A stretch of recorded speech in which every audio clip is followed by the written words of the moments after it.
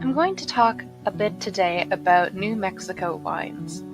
From the desert sands to the high altitudes, this region is quite unknown despite having almost 50 wineries at this time. I had the chance to go explore the New Mexican winery scene during March break this year.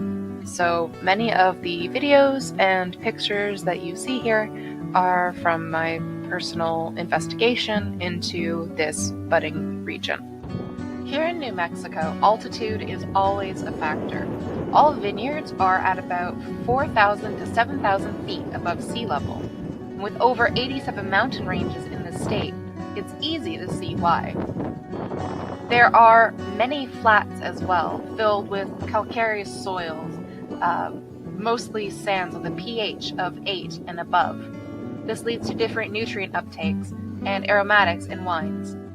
Here is the Google Earth view of New Mexico.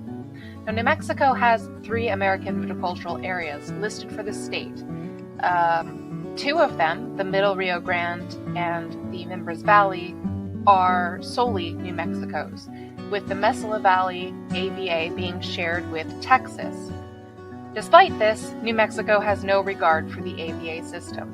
In fact, here you can see on this map from Viva Vino New Mexico Wines exactly where all the wineries are, and they're located right along the Rio Grande, which is a very important source of water in the desert landscape. Irrigation is very necessary in the long, dry summers that they have. Now, due to their lack of adoption of the AVA system, there are a vast number of styles and blends that one might not find elsewhere, like Black Mesa Winery's sweet Cabernet Baco Noir blend. There are still some laws and limits, however.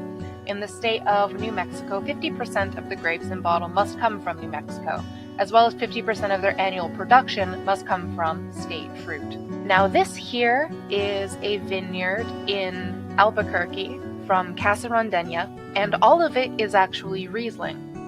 Now, much of the wines and grapes that are grown in New Mexico actually come from the southern city of Deming. To the north, they stick mostly to Riesling and Chardonnay because they're very afraid of some frosts. As an interesting side note, New Mexico boasts being North America's first vinifera wine-growing region, as Franciscan monks settled near the town of San Antonio in New Mexico in 1629 with the plantings of mission grapes. The town they initially settled in was named Socorro, which means aid or help, as the Native American Pueblo people helped the Spaniards in their time of need. Now, despite steady temperatures from vintage to vintage and very warm winters, many viticulturists are afraid of frost and snow still. And while a hardy Riesling or Chardonnay will survive no problem, great temperature shifts can cause Spanish varieties like Tempranillo and Sangiovese to go into shock. In the town of Bosque, many vineyards have been left abandoned after some snowfall caused vine losses.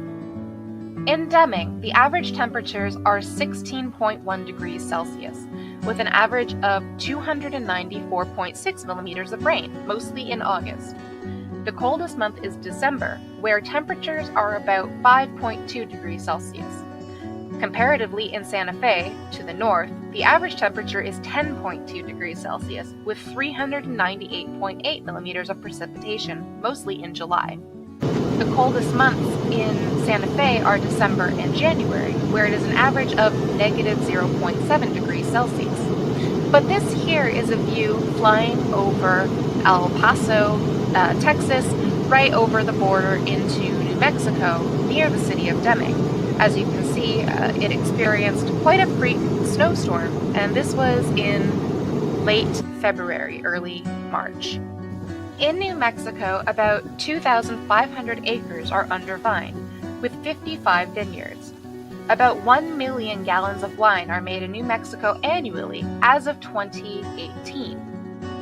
This is a later view of Jaramillo Vineyards flood irrigation system and their lovely little dog Rosie.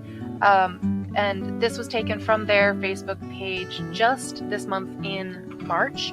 So between 1 month of the cold and now they are starting to have the vines wake up, things are starting to bloom, and irrigation is beginning to go underway.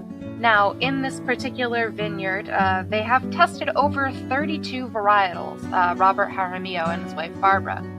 Now, this is almost in the center of the state, so just outside of Albuquerque. They have found 20 vinifera vines which have taken hold and gone on to make excellent wines. Very popular in wines are whites like Riesling, Chardonnay, Sauvignon Blanc, and Viognier, and a large variety of reds. And a list of those reds include many Spanish varieties right after Pinot Noir and Syrah, with excellent Barbera, Tempranillo, and Sangiovese. Cabernet Sauvignon and Merlot are also quite popular towards the south, and many take pride in making hybrids or even Native American varieties such as Norton. Now, many wineries do stay in the northern, more populated parts like Santa Fe and Albuquerque, and their storefronts tend to be just that, just storefronts, tasting rooms where they can have people come in and try their wines.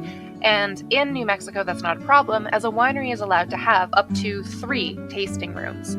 So notable producers in New Mexico include St. Clair Winery, which is the largest in the state, Gruet, a sparkling house with their small test row of vines just for show, Casa Rondeña, which has that Spanish villa design, and their 1629 Club, which was named after New Mexico's history with the Franciscan monks, and Black Mesa Winery, known for small batches. And this here is just the interior of the Albuquerque tasting room for Gruet, who is a sparkling wine house, but a very large producer. They are a part of Gilbert Gruet's Champagne House in Béthune, France. They also do many things made straight from Albuquerque, but they do purchase some fruit from out of state as well. Now, New Mexico is one of the largest producers of chili in the States, but its production has been on the decline in recent years. Nevertheless, it is in much of their cuisine, and here you can see a little bit of their chili wines, which I was definitely not brave enough to try. But New Mexicans do tend to have some interesting tastes when it comes to wine. Many of their wines, for instance, tend to be off-dry or sweet, including their Rieslings or their Syrahs. If one goes to Casa Rondeña and asks for a dry Riesling, it is not uncommon to be offered a packet of Sweet and Low. New Mexico, in all, has many great wines and a lot of room to grow. Land there is fairly inexpensive, and were the winery industry to be developed more and maybe fall into their AVA system that the US has, New Mexico could potentially be a force in the American wine market.